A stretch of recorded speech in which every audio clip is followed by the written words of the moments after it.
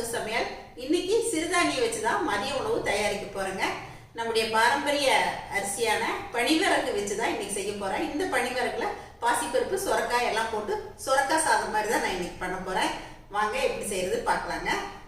பனிவரகு சொரக்காய் சாதம் செய்யறதுக்கு நான் பனிவரகு இந்த குட்டி டம்ளருக்கு 1 டம்ளர் அளவுக்கு எடுத்திருக்கேங்க. இப்போ தண்ணியில் சேர்த்துக்கிறேன்.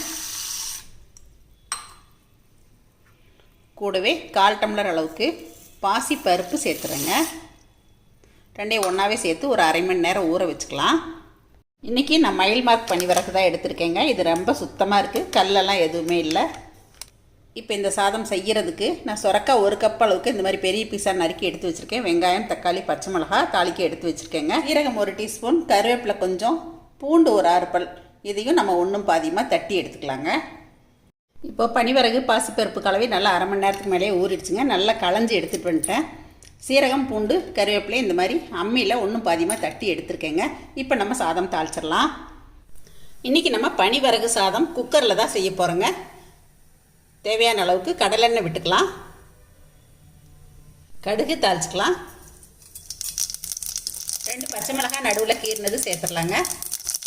கூடவே நறுக்கி வச்சுருக்க வெங்காயம் சேர்த்துக்கலாம். நான் இன்றைக்கி ஒரு பெரிய வெங்காயம் நறுக்கி சேர்த்துருக்கேங்க. கருவேப்பிலை சேர்த்துக்கலாம்.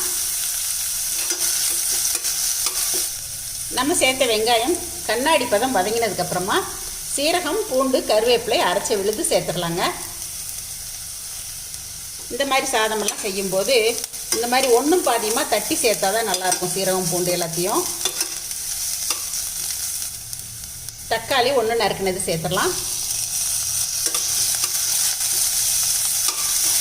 இப்போ இது கொஞ்சம் நல்லா வதக்கி வரட்டுங்க.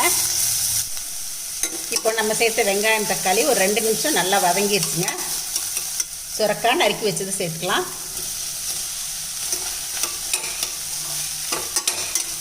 சாதாரண அரிசியில் நம்ம சுரக்காய் சாதம் செய்கிறதா இருந்தாலும் சரி, இந்த மாதிரி சிறுதானியத்தில் செய்யும் போதும் காயெல்லாம் இந்த மாதிரி கொஞ்சம் பெரிய பீஸாக நறுக்கிட்டால் நல்லாயிருக்குங்க.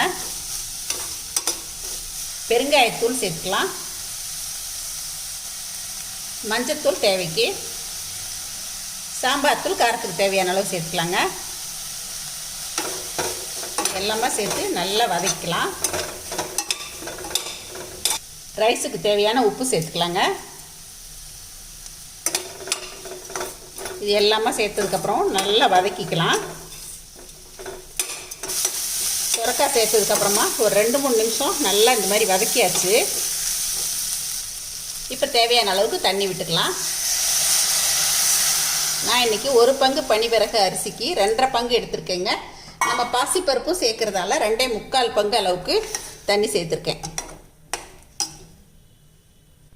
இப்போ தண்ணி நல்லா கொதித்து வரட்டுங்க. இப்போ தண்ணி நல்லா கொதிக்குதுங்க. நல்லா களைஞ்சிட்டு தண்ணியை வடித்து வச்சுருக்க பனிவரகு பாசிப்பருப்பு இதில் சேர்த்துடலாங்க. தண்ணியை நல்லா வடிச்சிட்டு சேர்த்துக்கணும். இதை நல்லா கலந்து விட்டு இந்த ஸ்டேஜில் நம்ம உப்பு காரம் பார்க்குறதா இருந்தால் பார்த்துக்கலாங்க.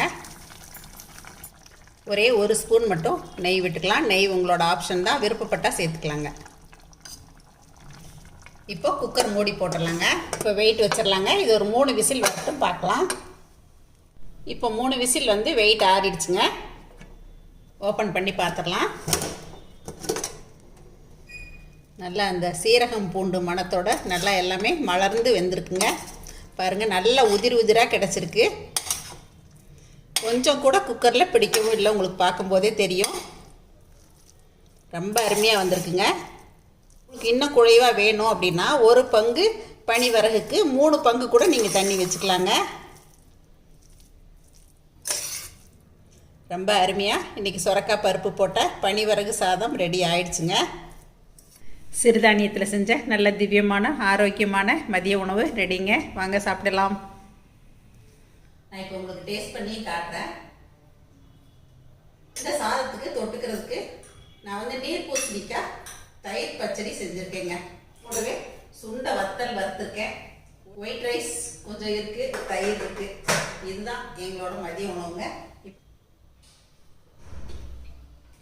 இந்த சுண்டை வத்தல் கடிச்சிட்டு சாப்பிடும்போது ரொம்ப அருமையாக இருக்குங்க. அதுவும் நம்ம சேர்த்த இந்த சுரக்காயெல்லாம் ரொம்ப கரையவே இல்லை. ஏன்னா நம்ம பெரிய பீஸா போட்டுக்கோ இல்லைங்களா, அதனால் நல்லா வெந்து வந்திருக்கு, அருமையாக இருக்குது.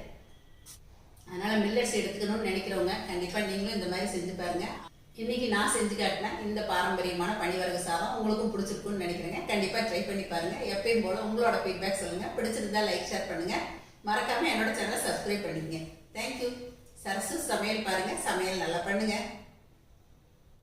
சரசஸ் ஃபுட் ப்ராடக்ட்ஸ் பொடி வகைகள் தேவைப்படுறவங்க இங்கே கொடுத்துருக்க வாட்ஸ்அப் நம்பரில் காலை 10 மணி முதல் மாலை 6 மணி வரை எங்களை காண்டாக்ட் பண்ணி வாங்கிக்கலாங்க. தேங்க்யூ.